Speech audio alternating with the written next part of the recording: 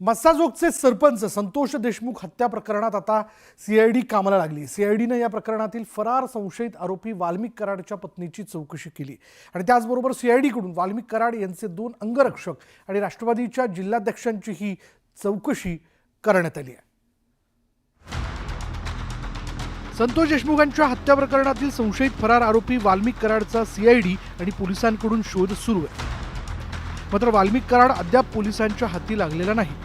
यानंतर आता CID action मोडमध्ये आली आहे। शुक्रवारी रात्री सीआयडीकडून वाल्मिक कराडची पत्नी मंजिरी कराड यांची तब्बल 40 मिनिटं चौकशी करण्यात आली। त्याचबरोबर वाल्मिक कराड यांच्या 2 अंगरक्षकांचीही कसून चौकशी करण्यात आली आहे। इतकंच नाही तर राष्ट्रवादी काँग्रेसचे जिल्हाध्यक्ष राजेश्वर चव्हाण यांचीही सीआयडीनं चौकशी केली आहे।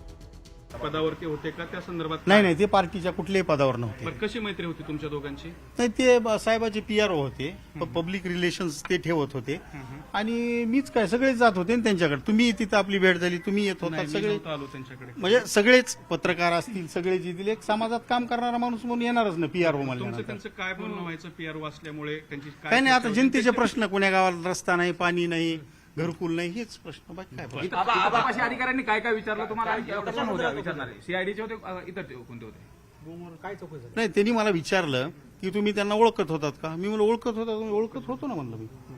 बरं, किती दिवस तुम्ही त्यांना ओळखत होता? तुमची काही मैत्री वगैरे? मी 2021ला जिल्हाचा अध्यक्ष झाल्यापासून ओळखत होतो म्हणलं त्यांना। तेव्हापासून ते त्यांच्यावर जे आता काय आरोप वगैरे व्हायला लागलेले आहेत त्या बाबतीत तुम्हाला काही कल्पना होती का? नाही, मला कशाला कल्पना असेल।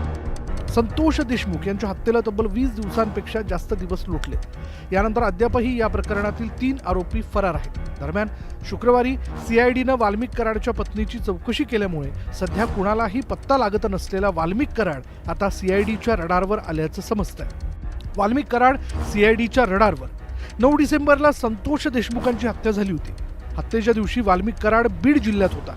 आरोप झाले तरीही पोलिसांसमोरूनच तो निघून गेल्याची माहिती आहे। या आरोपांवर पोलिसांकडे उत्तर नाहीये। 10 ते 13 डिसेंबर दरम्यान मध्य प्रदेशातील विविध ठिकाणी कराडचं लोकेशन दिसून येत आहे। 13 डिसेंबरला कराडचा मोबाईल अचानक नॉट रिचेबल झाला आणि कराड गायब झाला।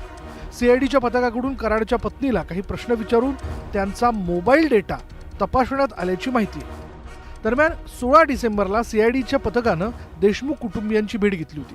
प्रकरणातील बारकावे जाणून घेतले होते आणि त्यानंतर सीआयडीनं तपासाची चक्र फिरवलीत। सीआयडीचा तपास कोणत्या दिशेने सुरू आहे आणि तपासातून काय समोर आलंय हे अद्याप गुलदस्त्यात असलं तरी या प्रकरणातील सर्व आरोपींना लवकरात लवकर गजाआड करण्याचं आव्हान तपास यंत्रणांसमोर आहे। Bureau report, news 18 Lokmat, Mumbai.